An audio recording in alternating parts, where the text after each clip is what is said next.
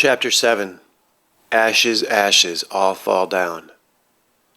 Ashley and her new friends walked across the fields, laughing about the best plays of the past 90 minutes, until a group of hostile kids intentionally obstructed their progress. Ash recognized Otai, who'd hurt Shelley, glaring at her with the new band of comrades. Otai nodded at the biggest kid in the group and gestured to Ashley. Marco stepped forward and addressed her directly. "Hey, you the bitch what broke Carver's neck?" He looked like he could be 20 years old. He had a full beard and it spread right down onto his neck and chest. At least 6 feet tall, Ash guessed he weighed well over 200 pounds. His scarred face and ears attested to his brute persistence, if nothing else. The crowd of kids swelled into a circle. Tanaka, the most intimidating of Ashley's new friends, stepped forward in her defense. In a lot of ways, he appeared to be Marco's twin, save that he was Japanese, kept his head shaved bald, and grew no facial hair.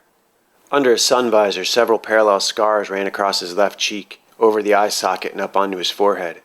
The eye itself appeared unharmed, the scarring disappeared over it. In approaching, Tanaka, being a senior member of the Iron Fist, was directly challenging the entire Devil's gang. If they fought, regardless of whoever won, the Devils and the Fist would go to war. Marco lifted his hand up. "Back up, Talk. No one's talking at you." Tanaka didn't move. "You hear me, bitch? I'm talking at you." Marco pointed at Ashley. "You back the fuck up, Marco. Unless you want a lesson in respect." Tanaka took another step forward. "Can't you see the lady is with me? Is this your bitch? Is you gonna cover what she cost me?" Marco turned to Ash. "You insured, bitch? Talk here got a policy on your ass 'cause I heard you was new." "Say the word," Tanaka offered. Ashley paused but then shook her head. She stepped up next to Tanaka, confronting Marco. He was 3 times her size. "I'm nobody's bitch," she said. Marco slapped Ash across the face with blinding speed and a resounding crack. The impact knocked her from her feet. "You're my bitch now, bitch." Marco paced back and forth. Ashley tried to stand. Marco had knocked her silly. She was dizzy. On her hands and knees, she shook her head and tried to balance out. Marco hit hard. "You fucked up my boy," he ranted. "Spun his shit around backwards. You cost me, and now you pay." Marco turned to one of his crew. "Start rolling, Swoop." Swoop, a curly-haired orphan, flipped out a small screen and a pen camera. Properly introduced, Marco came forward to collect his payment. Tanaka stepped forward holding up a hand. "Hey Marco, she owes me. She broke Polly's jaw. That was yesterday. Carver was today, so she owes me first." "So what you saying?" Marco asked. "I'm saying it's not for you to say." Ashley raised a hand, the fire in her eyes holding back Tanaka as much as Marco. Hambone grabbed Tanaka's elbow. "She just beat Kaz 3 in a row. Let's see what happens. Kaz ain't never lost a dodgeball before." Tanaka stepped back to watch as Ashley got to her feet. "Carver tried to rape my friend." Marco gestured to Sky. "This chunky hoe's your friend? You don't even know her. She's in a car for 2 bills, you stupid bitch. They was doing business, consensual and shit. Now we're gonna do a little business." Marco stepped forward again. Ash gave a bit of ground, involuntarily stepping back. Marco paused. "You say he was gonna rape her over $200? He looked over to Sky and back at Ashley. "That can ain't worth 50. He'd have to hit her half a dozen times to get his hands." Some of his thug comrades laughed. Marco then looked Ashley up and down. "But you're pretty. You and your titty gonna earn me plenty." He grabbed his crotch, much as Polly had the night before. "I'm gonna shove this big 6 in your ass, sister. You got me? Here I come." Kaz stepped forward, past Tanaka, confronting Marco. Marco aggressively sidestepped toward Kaz. "Oh, you want some too? I ain't into guys, but if you want to get fucked, you're in the right place." Tanaka stepped between them, holding up his hand.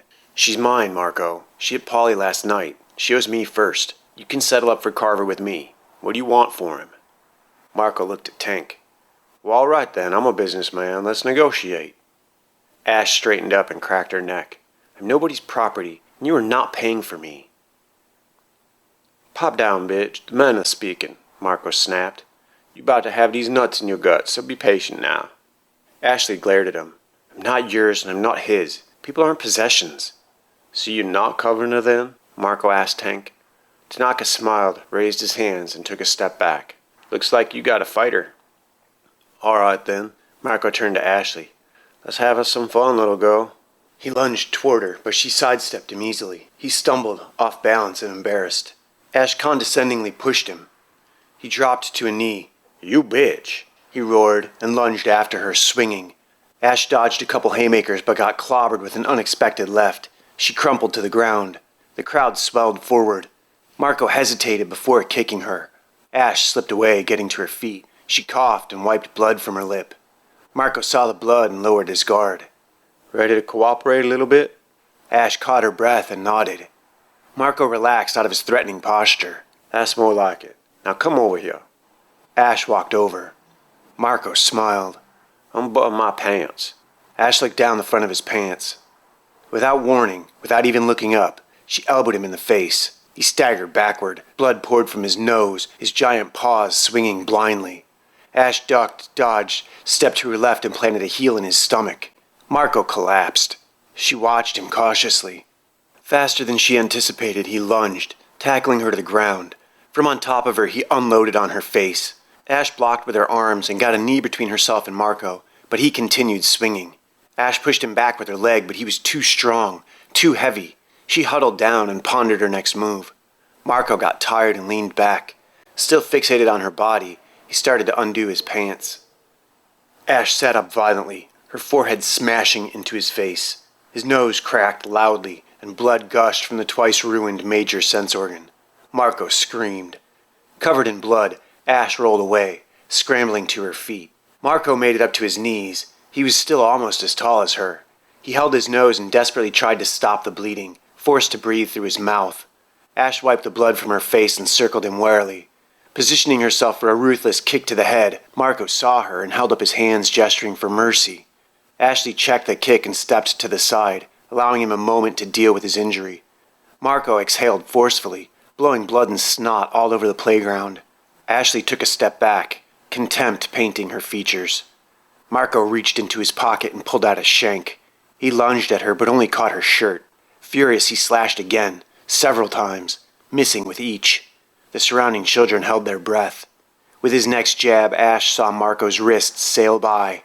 She caught it, pinned it close to her shoulder, and turned against it. The bones snapped and cracked against one another, the makeshift knife falling to the ground.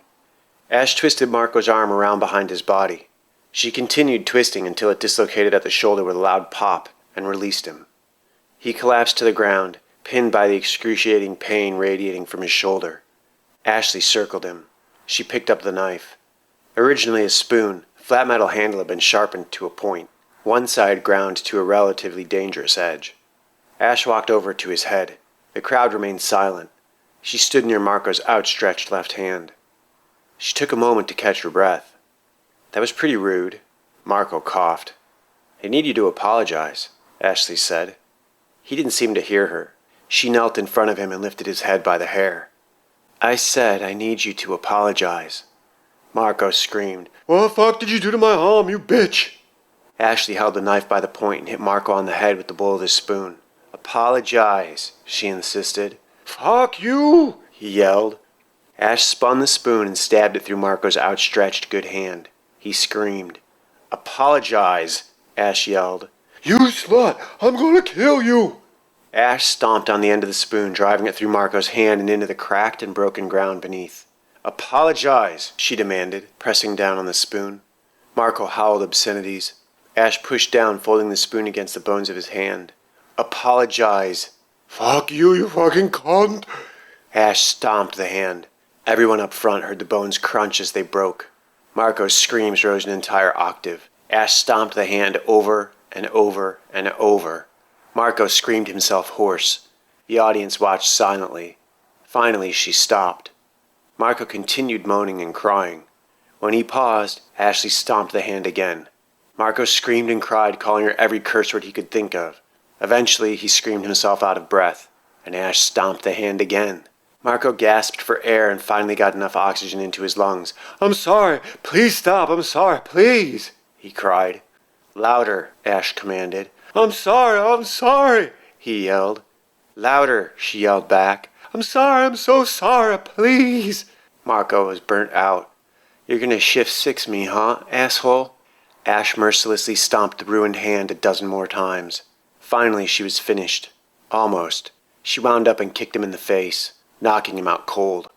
"Nobody owns me," she said. "Nobody owns Sky. From now on, nobody owns anyone around here. I don't care who I have to fight." Everyone around her stayed silent.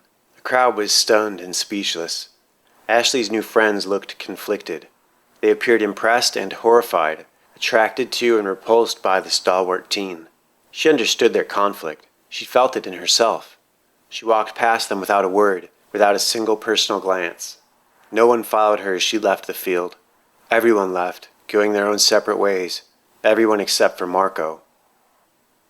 Later, in digital playback on a flex screen, Ash silently stalked from the scene and the recording froze. Swoop held the screen for Otai and 3 other kids, Dante, Yama, and Frost. They were, for all intents and purposes, the operational head of the Devil's Gang. Big Mo and Kid Lethal were unapproachable by Zeros like Otai. Dante was their public negotiator. Mo and Lethal only got involved in serious breaches of etiquette. Dante also bore the district's insignia of manhood in the form of a tri-pointed goatee and sideburns. He kept his upper lip shaved clean, but let the hair on his chin climbed at the center and edges of his mouth. Frost, a heavily muscled Filipino, kept his head shaved close to the scalp like a monk of the Far East. Yama, a tall and thin Japanese boy, wore a dark blue cap and a t-shirt displaying an image of Mount Fuji, backlit by the rising sun. They were easily among the top 5 most deadly orphans in the district, their immediate superiors being numbers 1 and 2. The chopped and soul-patched Dante spoke first after watching the vid stream. "That's too bad. Marco was a good hand." Yama and Frost laughed at his pun. "Go get her and her crap. She's moving to the stables," Dante ordered. He nodded to Swoop and Otai. "You two come with me. We gotta go show this to Mo." The gang members nodded their understanding and left in their separate directions. In the girls' shower, Ash stood under the water. She didn't lather her body with soap. She just stood and cried. Occasionally she hit the wall with her fist. She coughed, caught her breath, relaxed, only to start crying again. After a while she just stood silently as the water poured over her. Yama and Frost walked into the green-striped dorm. Squirm, one of the teens who still hadn't hit his growth spurt, saw them coming and turned around. Yama chased him down and pinned him up against a wall. "The new girl, where's her locker?" Squirm lived up to his nickname and struggled against Yama, who promptly kneed him in the stomach. Frost stepped forward and grabbed Squirm's hand. He bent the index finger back, holding it at the breaking point. Squirm screamed and pointed with his free hand. Over there, 3rd from the end, right side, he cried. Yama threw him aside and waited for him to scramble out of his path before moving toward Ashley's locker. In the girl's shower, Ash toweled off, dried her hair, inspected her swelling bruises in the mirror. Yama and Frost wasted no time and easily jimmied open Ashley's locker. Jeffrey jumped down from his bunk and confronted them. "Hey, what do you think you're doing? Get out of my sister's locker, shitheads!" Frost and Yama looked at each other. Frost halfway closed the locker. "This is your sister's locker?" "Not yours. Get lost. Now," Jeff replied. Frost smiled to Yama and turned back to Jeff. He held up his hands in surrender. "Right, you're right. You're new here. You and your sister?" Jeff visibly relaxed a bit. "Yeah, we got here yesterday." "Well, listen, see? Your sister sent us down here to get her stuff. You guys are moving." Yama nodded and smiled at Jeff. "Bullshit, you're lying." Jeff didn't bite. "Serious, little man," Frost argued. "Where is she then?" Jeff inquired. "She's over at the zoo with Big Mo," Frost answered. "The zoo? Who's Big Mo?" Jeff replied. "He's a friend of ours. You got any friends here yet, tough guy?" "Not really," Jeff answered. "Considering how you act, it's not surprising," Frost smiled. "Now we got shit to do." Jeff kicked the locker shut, but Frost had damaged the lock and the door didn't stick. "Where's my sister?" he asked. "She sent us down here to get her shit and you. What's your name?" "Jeff." "That's right, Jeff. But you're carrying your own crap, 'cause I ain't coming back down here to do it." Frost turned to leave the room. "There's a zoo here?" Jeff asked, stepping after them. Frost patiently explained. "No, they just call it that. It's more like a swap meet, you know? An old school flea market. It's across the fields, up the escalators." Frost walked toward the double doors. Yama followed. After a second, Jeff tagged along. "How'd you guys meet my sister?" he asked. "Oh man, you wouldn't believe it," Frost laughed. "Your sister is something else. She kicked this big moron's ass." Frost, Yama, and Jeff walked from the dorm, only moments before Ashley entered. Finding her locker open, she froze and cautiously looked inside. The lock had been broken and would no longer catch. The stiletto was still in its place, in her shower kit, in her hands, and everything else was just as she'd left it. She hung up the towel and collapsed into bed, exhausted. The dorm was dark. Ash woke and sat bolt upright. She rubbed her eyes. She heard something, footsteps. The silhouette of a patrolling guard moved past. Ash slipped out of bed and stood. The top bunk was empty. Where was Jeffrey? Jeffrey's bed was empty and cool. It hadn't been slept in. Ash looked around the darkened dormitory. She pulled herself up onto Jeff's bed to get a better view. The kids slept across a sea of bunk beds. Far across the room, 2 guards talked quietly. Ash, in sweatpants and a t-shirt, slipped down off the bed and pulled on her sneakers. She moved across the dorm and through a doorway with no doors. She silently climbed a stairwell and out into the tree-shrouded night. The athletic complex was composed of a series of beryllium-charged plates. On the topmost level, a massive coliseum stretched across the complex. On the layer below it, 6 smaller stadiums surrounded a central unit. 3 massive plates made up the first 3 levels below the stadiums. At several kilometers across, they offered substantial room to run and jump and play. Smaller levels hung below these, all broken up by tall hedges, berms, and artistically arranged tree lines. On one of the lower levels, Ash walked through the faux park-like surroundings, letting herself drift with the perfumed breeze. She breathed in the deep tonic, as though it held the cure to her encroaching madness. In the distance, she heard music coming from one of the gymnasiums and moved toward it. Housed beside the central stack, the gymnasium surrounded the elevator banks that ran up and down the spine of the complex. As she got closer, she heard something in addition to the music. At first, she couldn't make it out. It sounded like singing, but it wasn't. Only the interior district doors had been removed. The exterior doors of the gymnasium, however, stood open, and even from outside, she clearly heard the sounds of girls crying and occasionally screaming in pain. The voices sounded tired, hoarse, and exhausted. Ash slipped inside and across the atrium. The girls, stripped to their underwear, danced atop a group of tables, assembled in the center of the gym. Their teenage flesh bore the marks and bruises consistent with a prolonged struggle. 3 guards laughed and cackled while they tormented the girls. They yelled, "Keep moving," and "Go with it," or "Dance, bitch," and "Move that ass." All the while they delivered jabs and strikes with the stun batons. The trio seemed focused on the center girl, jabbing at her groin with their shock sticks. Ash crouched in the darkened foyer. To her left, she noticed a thin trash can. She picked up the metal lid, gauging the weight and balance. She saw a chain hanging from the handle of the outside door. The padlock was open and looped through the links. Inside the gym, with half the lights on, the guards felt relaxed and secure in their persecution of the girls. Then, abruptly, one of them caught movement in his peripheral vision and turned to get a better look. Robinson watched the metal lid come sailing toward them, spinning like a UFO. His friends had noticed his distraction and turned to see what had pulled his attention away from the 3 squirming girls. The lid sailed across the gym on a perfect trajectory, at head level, straight for them. Robinson could tell it wouldn't hit him, but flinched just the same. The guard to the right, Donovan, saw it too, but was too late to warn Watkins, who turned directly into the lid. It was difficult to say whether he saw it coming. With a loud crack, the disc bit deep into his mouth, shattering his front teeth. He fell to the ground with a fluidity that suggested unconsciousness. Donovan got a good look at his friend's perfectly wrecked grill, a mess of blood and shattered teeth. Better that he sleep it off anyhow. Donovan and Robinson heard female laughter from the alcove, confirmed by the sounds of a hasty retreat. Enraged, they flew across the gym. The guards bolted through the doors, and once outside, scanned the surrounding area for some hint of their prey. Behind them, the captive girls retrieved their clothes and escaped the gymnasium through a back door. In their search for Ashley, Donovan and Robinson split up. Ahead of Robinson, a tree stood near the top of a hill, with a good view of the nearest access point to the downstairs bathrooms, dorms, and parking garages. Robinson jogged up the hill and crouched under the tree. From here, beneath the concealing branches, he could watch the surrounding landscape without giving away his position. After a few moments of silent stillness, he put his back against the trunk and pulled out a pack of smokes. Trapped directly behind the tree, Ash prepared herself. She held the heavy chain in her hands. Robinson lit his cigarette.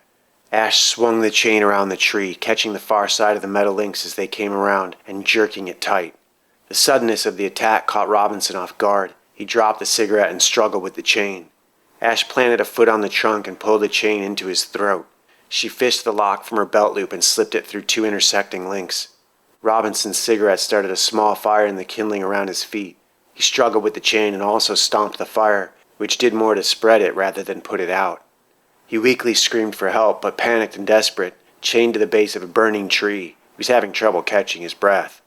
Ash sprinted away, vanishing into the surrounding darkness. A moment later, Donovan arrived. Together, he and Robinson extinguished the fire. As soon as he confirmed that Robinson was okay, Donovan lit out after Ash. Of the 3 original guards, he was easily the most physically capable and ruthless. A gifted athlete, he quickly gained on the young female fleeing in the distance. Ashley crossed the bridge to the terminal units and sprinted for the high school. Inside, she reached the stairs and dashed up a floor. In the upstairs hallway, she heard him enter below her. She slid into one of the halls and hid under a group of terminal bays. Ash heard Donovan reach the top of the stairs and methodically move down the hall. He entered each room, paused, and moved on. As he approached her room, Ash remained silent under the terminal. Donovan's silhouette filled the doorway, blocking the light from the hall. He entered, turned, and walked down the row. He walked slowly and steadily, past her, down to the far end of the bay. He stood, just listening. Ashley waited. He didn't move, but she knew he couldn't be gone. She looked over her shoulder. The older boy grinned, only inches from her face. Boo! Ash jumped and slammed her head into the tabletop. Donovan grabbed her by the ankle and dragged her out into the aisle. Ash struggled, only to have him attack her with the stun baton. She curled into a ball, covering her head with her hands. Donovan ripped the back of her shirt from her cowering body, then pulled at her cheap orphanage-issued pants, the seams audibly popping, but for the moment remaining whole. The young girl kicked, squirmed, and managed to get into a defendable position. She kicked Donovan in the balls. He went down to his knees, clutching his groin. She kicked him squarely in the chin. She heard and felt his jaw snap and dislocate. Donovan screamed in pain and fury. Ashley saw the baton lying nearby, grabbed it, and attacked him, blasting at his head and shoulders. When Ash thought he'd had enough, she paused. He lunged at her, and she rammed the baton into his broken mouth and down his throat. Ashley twisted the voltage knob to its highest setting and clicked it on. Donovan convulsed as the baton electrocuted him from the inside. Disgusted with herself, Ash backed out of the room. Outside in the hall, a janitor stood with his mop and its wheeled bucket. He stared at her. He didn't speak or move. He just looked at her. He was tall and old, his hair mostly gone gray and white. For a moment she stared back, but Ashley never stopped moving. She glided to the top of the stairs and then down, letting her momentum pull her into a jog that continued until she reached her bunk. Jeffrey was still missing. She crawled into bed, her breathing ragged and chaotic. She curled into a ball between the much too thin blanket and the much too cold sheets, and worried that she might burst into hysterical sobbing. She forced herself to breathe slowly and lay in the dark, silent for a long time, surrounded by the other sleeping kids. Finally, she willed her body into a numb and dreamless sleep. Chapter 8. Saturday Morning Cartoons. On weekends, the morning fare was do-it-yourself meals of cereal, toast, and fruit. The trade-off was that it was available all morning until lunch was served around noon. The kids drifted in and out of the cafeteria. Ash sat dejected and alone. She ate dry toaster oven French toast. The syrup dispensers were empty. Dante approached the table and sat down across from her. She didn't like the way he looked at her. He was tall and athletic, his t-shirt bearing an image of a tattoo gun, the handle artfully merged into that of a revolver. His goatee made her instantly dislike him. He pulled out a cigarette. "You mind?" he asked. She stared at him blankly. Dante lit the cigarette and stared back. Ash looked at the guard across the room. He showed no interest in reprimanding the smoking gang leader. Ash let him sit there, staring at her, as long as she could stand it. "What do you want?" she finally asked. "Me? Nothing. What do you want?" Dante countered. "To eat in peace and privacy? I never eat in front of other people. It's a disgusting habit. And that," he gestured to Ashley's breakfast with his cigarette, "it looks no better now than it will when it comes out the other end. I don't eat that shit. No thank you." In his enthusiasm, Dante tapped his cigarette over her tray. Ash stared at him in disbelief. "Oh, I'm sorry. Excuse me. But really, it's no good for you anyhow." Ash pushed the tray away, but retained the metal fork in her hand. Dante smoked his cigarette and looked up at the ceiling. "Hey, don't you have a brother named Jeffrey?" he asked. Ash, unwilling to confront Dante and his bodyguards until she calculated her options, looked down and subtly glanced at his friends. Yama was the tallest of the three, and Frost was stocky and strong. Ash didn't want to fight any of them. The table full of girls across the room had distracted Yama and Frost.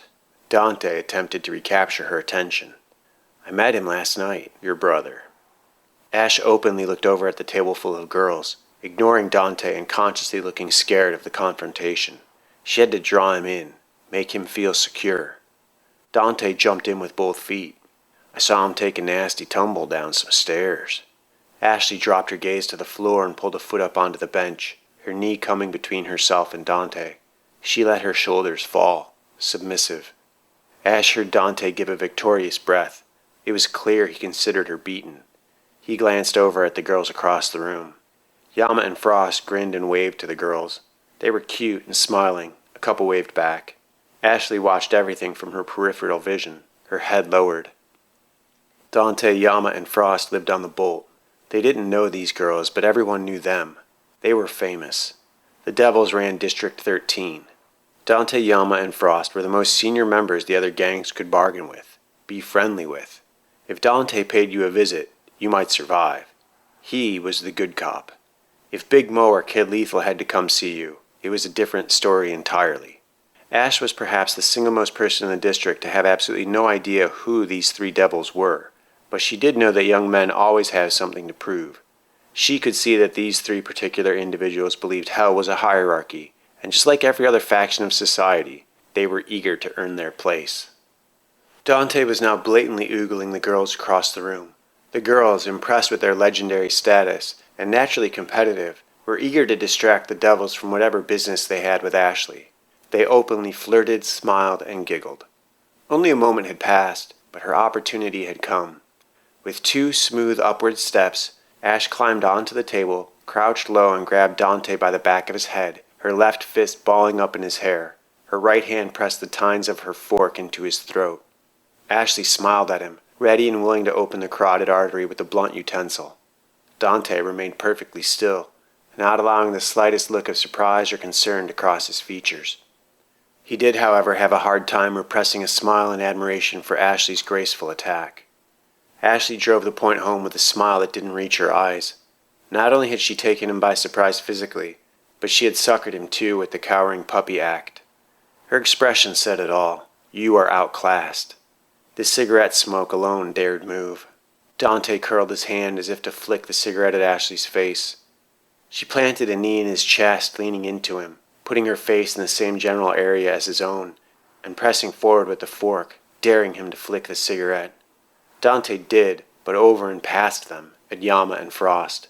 They suddenly caught on and rushed toward the girl and their hostage leader. Ash kicked Frost, the closer of the two, in the chest. He crashed backwards into Yama. When she savagely pressed the fork into Dante's throat, he held up his hands in surrender. Yama and Frost held back and waited for the right moment. "Where's my brother?" Ash demanded. "Medical," Dante coughed. "Why?" she asked. "He fell down some stairs."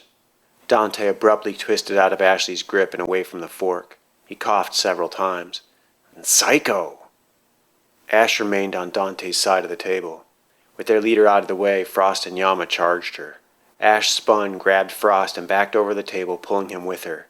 He slammed his shins into the bench, and she bounced his face off her tray of unfinished breakfast. Yama stepped up and over the table, chasing Ashley down onto the other side. In the large central aisle, they stood perfectly still, regarding each other warily. The kids at the nearby tables vacated. A couple guards approached, but veered away when Dante waved them off. Yama and Ash stood, hands by their sides, but ready. Neither blinked, patiently waiting for the right moment. Someone coughed and it began. Yama opened with a whip hand strike but missed and smoothly transitioned into cloud hands, his palms rushing up at her in quick succession, as if they were metal barbs at the end of a flail. He was moving far too quickly to try and block, so she evaded and countered with 2 sharp kicks at his knees, but he sidestepped her. Ash continued with strikes of her own, a jab, a hook, another jab. Yama drifted toward her weak side, but she matched him step for step. He pivoted, delivering a blindingly fast sidekick. She moved to flank him, but he stayed with her, chasing her with 2 jabs and a cross. Movement after movement, they swung at each other, each perfectly timed, balanced, countered, and reacted to. They seemed to be dancing rather than fighting. Then Yama caught Ashley's elbow and the dance collapsed. Ash struck with her free hand. She had taken a calculated risk and Yama had fallen for it. The leopard strike slipped in beneath his chin, a pointed jab, just enough to loosen his grip. She spun out of his grasp and smashed the bridge of his nose with her elbow, scoring 2 consecutive hits and drawing first blood. Yama held up a hand, pausing the fight. He pinched his nose to stop the bleeding. He felt the break, took a deep breath, pulled it out, and reset the bone with an audible snap. He took a moment to breathe, blinked the involuntary tears away, and raised his eyes to meet hers. Suddenly he struck her. Yama slapped Ashley across the face so hard she literally saw stars, but somehow managed not to fall. A second, blisteringly fast backhand split her eyebrow and he calmly stepped out of reach. He had hit her twice while holding his nose pinched shut with his left hand. Ashley had never seen anyone move so quickly. She was one of the fastest kids at flying dragons, but that was because Yama hadn't been there. "Do you want to see your brother or not?" he asked.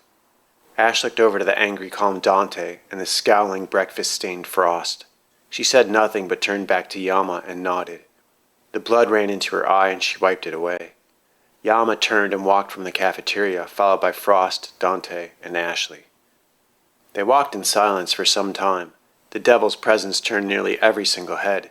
Even guards gave them a wide berth. After 10 minutes of silence, Ash looked over to Yama and Frost. "So you're his bitches, huh?" she asked. They didn't reply. "He doesn't seem so tough." Ash looked to Yama. "I bet you could take him," she taunted. Yama ignored her. "But he's someone else's bitch too, isn't he?" she continued. After a moment, Dante said, "His name is Moses Modred Mohammed, and you are his newest slave." Ash didn't reply. Dante continued, "You'll be chained to a bed and gang raped until your spirit is broken. You'll be given drugs for the pain and mental anguish. Once hooked on these drugs, you will beg, fucking beg for the chance to participate in the most vulgar, disgusting, well, you'll see. You're gonna fuck every miserable day the rest of your miserable, short, worthless existence. It'll be recorded and sold, and perhaps some small amount of your debt to your betters will be paid."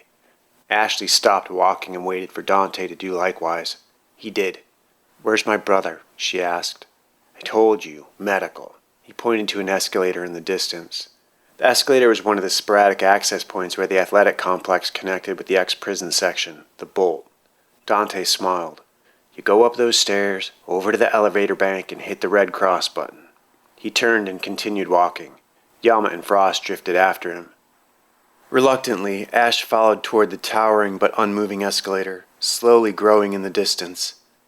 Alongside, massive connecting bracers and wire-framed scaffolding tied the hovering structures together. In silence, they reached the bottom of the motionless stairs. Dante turned to Ash. "You're nobody. By tomorrow, everyone will have forgotten about you. By next week, you're ancient history." She silently continued past him, reaching and ascending the dead and still escalator first. At the top of the sharp metal stairwell, a huge sign read simply, "Zoo." Ashley stood at the entrance and surveyed the area. 4 large squares of cyclone fencing formed the foundation of the zoo. Outside the fence, child merchants managed market stalls, their goods piled high on tables, carts, and hung from the fencing. Crude awnings and tented canvas offered some defense against the midday sun. Despite the fact that the fences were lined with heavy-duty green plastic, Ash could hear that at least 2 were reserved for basketball, a third sported the distinct sound of free weights, and she suspected it was from the furthest that she had picked up the scent of a grill, laughter, and the clink of poker chips. It was what she saw that intrigued her the most. Hanging before her was a hologram shirt in one of the main shops. It looked like her brother's shirt, the one that he'd been wearing yesterday. Ash walked toward it. The shopkeeper, Ron, noticed her interest and approached. "Hey, sweetheart, we got all kinds of goodies here. I'm Ronnie. Anything you want or need, you just let me know. If it's not here, I can get it for you." "That shirt," she said, pointing to it. "Don't you think that's maybe a little small for you, sweet cheeks?" Anxiety already nibbled the edges of his otherwise brash approach. "Where did you get it?" she asked. "Hey now, man's gotta protect his resources. I can't be going and giving away all my secrets now, can I? Shit." Dante, Yama, and Frost crested the stairs. Frost and Yama fanned out, but stayed out of Ashley's immediate area. Dante stepped toward her. "They'll have time for that later, if at all." Ash turned on him. "I have time for it now." Ash and Dante stared each other down. People noticed. No one spoke back to Dante. Not ever, and certainly not here. Everyone stopped whatever they were doing to watch. The zoo went mostly silent. Kid Lethal, Big Mo, and a couple other devils sat on the other side of a fabric-covered fence, playing dominoes. Once the silence began, their ears perked up, the game forgotten. Out on the main floor, Dante relented.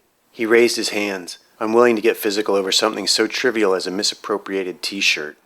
Ash turned from Dante, ignored Ron, and stepped over to the shirt, hanging on the fence. Caught in the middle, Ron held his hands out to Dante. "Yo, D, what is up?" Ashley pulled the shirt from the hanger and checked the tag. She read the initials GF in big black marker. "This is my brother's shirt." "What's that?" Ron asked, full of disbelief. Ash held it up, letting him inspect the initials. Ron looked over to Dante again, whose expression said that Ron was on his own. "Hey, look now. I'm just a salesman, right? I sell stuff, that's what I do. Where it comes from, that's none of my business." He clapped his hands together and then opened them. "My name's Paul, and that's between y'all." Ashley smiled. "I thought you said your name was Ron." She noticed a piece of heavy wire stitching together a section of overlapping fence. The end was bent and sticking out dangerously. She stepped over to it. "It's a saying, sweetness. My name is Ron. But I got no reason to get caught up between you and the man here," he explained to her back. Ashley grabbed the metal sliver and bent it back and forth. "He's not a man," she said over her shoulder. "He's somebody's bitch." The wire gave under her continued abuse and 6 inches of it broke off in her hand, sharp and dangerous. "Hey now, why you want to be breaking up my store?" Ron took a step toward her. She stepped forward to meet him. "Where did you get the shirt?" she shouted into his face. Ron cowered, looking over to Dante. Ashley slapped him, regaining his attention. "I asked you a question." Ron stumbled backward. "What is the matter with you?" Ash swept his feet from under him, slamming him to his back. She knelt on his chest. With the piece of metal folded in half, clutched tightly in her fist, she held the 2 sharp points an inch from Ron's eyes. He squirmed in her grip. She put more weight on him, crushing his chest. "What the fuck, bitch?" he coughed. "I asked you a question." "Have you lost your fucking mind?" he croaked. She pressed harder on his chest and moved the metal barbs closer to his pupils. "Where did you get the shirt?" Ron yelled to Dante. "Yo, man, get this bitch off of me!" Ashley leaned forward, filling his field of vision with her face and the sharp wire. "He can't help you. This was my brother's shirt. Tell me how you got it or I'll stab your goddamn eyes out." "Fuck you, they'll kill me." "This is your last chance." "Fuck you, bitch. You're 30 seconds from dead, so go nuts. Blind me. 2 days I'm good as new, but no matter what, you ain't seeing tomorrow. I'm not telling you shit. I'm not dying for you." Ron spit in Ashley's face. Not just a little, but a great wet mouthful of panic and fear. Ashley drove the twin metal prongs deep into Ron's vision. He screamed as blood and vicious fluid burst from his penetrated eyeballs. Ron struggled and flopped about, increasing the damage. Ashley jerked the prongs from his eyes and stepped away. Dante gestured for Yama and Frost to step in. "Take him down to the docks." They nodded and stepped forward to help Ron, ignoring Ashley. Together they got him to his feet and led him toward the elevator bank. The entire zoo watched, captivated. Once Ron's screams faded, things got quiet again, but no one went back to business as usual. Everyone remained rooted to their places, watching. Ashley stood in front of Ron's shop at the mouth of the center aisle. Kid Lethal stood in the shadow of the entrance to the game room. "He got the shirt from me," Lethal called out. Everyone looked down to the kid. Ashley stared at him. "Are you Big Mo?" "No, honeypot, I'm Lethal. I stole that shirt off your brother's back right before I kicked him down the escalators." Lethal gestured to the jagged-toothed stairwell behind her. He reached into his back pocket and pulled out a pack of cigarettes. He packed the case against the back of his other hand before drawing one and lighting it. Lethal didn't look especially intimidating, and Ashley suddenly recognized him as the Red Hood who'd murdered Vic the ass-grabber yesterday at breakfast. He was a normal-sized teenage boy, 15, maybe 16, tall and slender. "I'm guessing he's in pretty bad shape. He told me his sister was going to come up here and kick my ass, and abracadabra, here you are." Dante, this the bitch who did Marco? Mo's voice thundered across the rooftop. No one spoke in its wake. Mo stood in the shade of the enclosure leaning against the entrance post just behind Lethal. He was huge, 3 times the size of any normal teenager, well over 6 feet, 300 pounds of ripped muscle. Dante nodded. Come over here, bitch, Mo commanded. Ashley held Jeff's shirt in her left hand and the bloody metal prong in her right. Make me, she replied. Mo stepped out of the shade, walking out into the sunlight where Ashley could see him. Girl, you hurt my clients. They're insured against injury. You owe me big time. Gotta make it right. Ashley remained where she was. I don't owe you shit. Mo nodded to Lethal, who pulled a knife from his belt and started toward her. Ashley laughed, undaunted. What the fuck? You're right there and you still send a bitch? You fucking coward. The Zir remained silent. Even Lethal stopped, looking back to his giant leader. Ashley changed her focus and gestured to Lethal. Fine, whatever, bitch. Come get some. Mo raised his hand, and Lethal waited. You want to fight me? Lee here's the one hurt your brother. I'll get to him, but he works for you, doesn't he? And Dante, he works for you. Marco and Carver and Otai, they all work for you, don't they? That means all this happened because I didn't let Carver rape my friend Sky. Dante says I'm your property now, so what? You want me? Then you come and tell me what your problem is and let's see if we can settle it. But why should I come to you, you big lame dick motherfucker? That's a filthy mouth you got on your girl. You must be uptown trash, 'cause downtown got more class than that. Mo walked forward, stopping only once he reached reasonable conversing distance. Your wish is granted. I'll fight you. But there's a place and a time. You see, if I fight you now, and I fuck you just right here, we lose something special. An event like this, what we need is an audience. Besides, I think you'd probably like to see your brother one last time, before the final cutting. I understand he's down in ICU. The fight starts at 3. Gives you a few hours. Dante will see you down to your brother, and then collect you for our grudge match. Mo turned to walk from the zoo. Ashley hurled the metal prong at him. The point found his scalp and embedded itself in the skin. Mo brushed the bent wire from his head, without otherwise acknowledging it. He paused and spoke over his shoulder. Dante, take her down to see your brother. Dante nodded, and with a glare that could melt glaciers, he led Ash toward the elevators. Inside the elevator, Dante hit the button for the medical ward. The doors closed. For a moment, he and Ashley were quiet. Then Dante spoke slowly, calmly, and with genuine curiosity. What the fuck is your problem anyhow? Ronnie didn't do nothing to you. Ashley stood in front of him, closer to the doors. She could see his hazy reflection in the brushed steel behind her. She glanced to the ground, letting his sincerity soften her reply. Guess I'm just really mad about my parents being killed. Dante let that sink in. Ash raised her head, waiting for his response. In the reflection, she could see that he was baffled. He snorted. Your parents? You miss your parents? And you think that makes you special? In an orphanage? You dizzy bitch. Without warning, Ash savagely elbowed Dante in the face. His nose exploded with blood. The elevator stopped and the doors opened. Across the emergency room, the recently blinded Ronnie screamed. 3 nurses struggled with him, trying to strap him to a wheeled bed. A 4th administered a shot. Yama and Frost glared at Ash as she stepped out of the elevator. Dante lurched out from behind her, his nose gushing blood. A nurse saw him and hurried over. Ashley smiled at Yama and Frost as she walked across the room. They were stunned, shocked. Ash walked over to the abandoned reception desk. She thumbed through the admissions log and bed assignments. The staff, occupied with the trouble Ashley had already caused, exhibited little interest in arresting her exploration. She looked around the station, located a hospital directory, and headed for the ICU, looking for her little brother. She soon found him, his face and head covered with short parallel slashes, places where the lip of the escalator had bit into him as he fell. She cried into his blankets for a while, and then she slept. Chapter 9. Odds and Ends. A couple of hours later, Ashley woke and crossed to a nearby sink and mirror. She ran some cold water, splashed her face, and dried it off with a small white hospital towel. She looked into the mirror. Her eyes were puffy and red. Small cuts and fading bruises bore testimony to her fight with Marco yesterday. She slammed her fist into the mirror, shattering it. Ash tentatively withdrew her hand from the spider-webbed glass. Her knuckles reflected red wetness and glittering light from the small glass shards. On the mirror, crimson smeared the central point of impact. A young nurse rushed into the room, responding to the sound of the crash. She saw Ashley's pained expression, her hand, and the shattered mirror. The nurse didn't admonish her. She just took a deep breath and pulled the chair over to Ashley. She wheeled an urgent care cart over and placed Ashley's hand in a shallow metal bowl.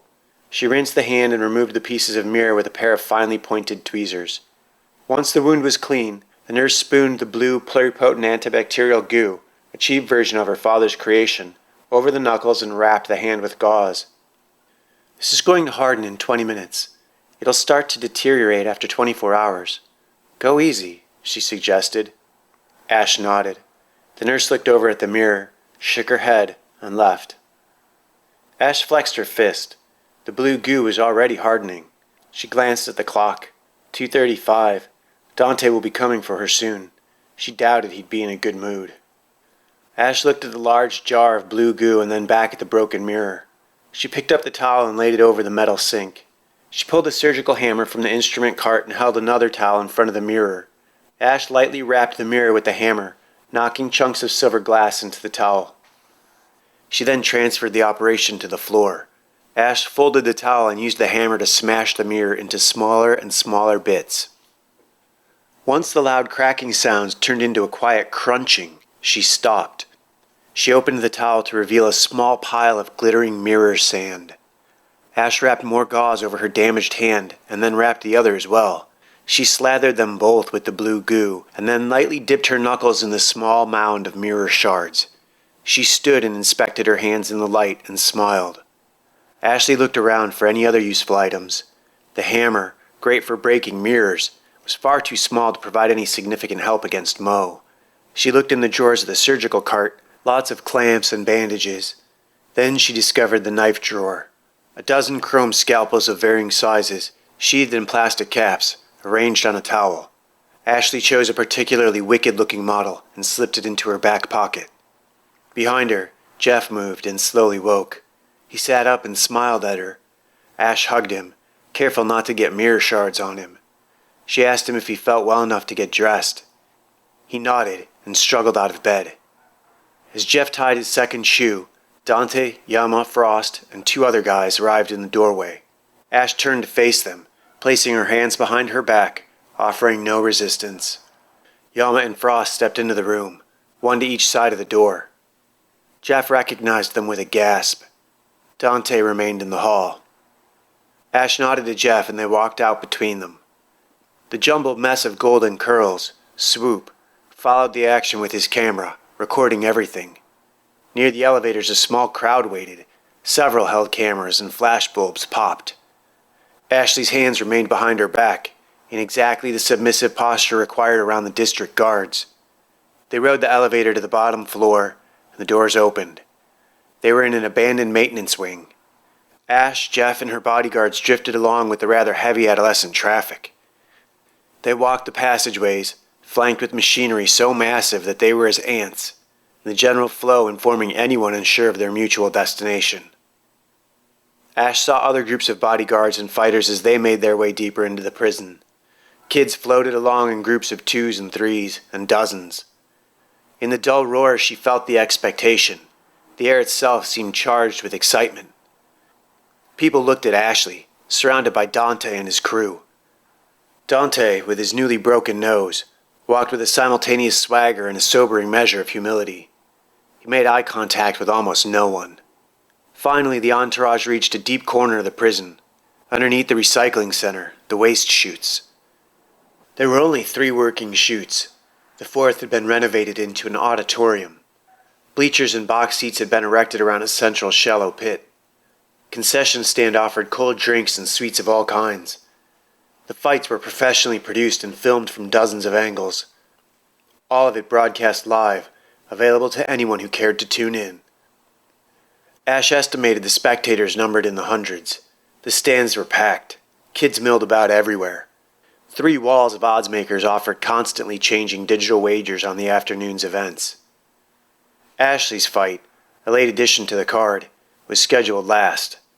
The odds against her hovered at 1,000 to 1. The odds were so high, The bookies drafted pools of how long she might last, just to drum up any action at all. Her current expectation was somewhere between 15 and 30 seconds. On a small screen to the side of the offered bets, footage of her fight with Marco was mixed with Moe's most recent bouts. Ash and company walked out onto the apron between the bleachers and the pit. The pit looked 12 to 15 feet deep, with slanting walls and a shallowly banked floor, all painted white, leaning toward a flat circular metal grate set in the center.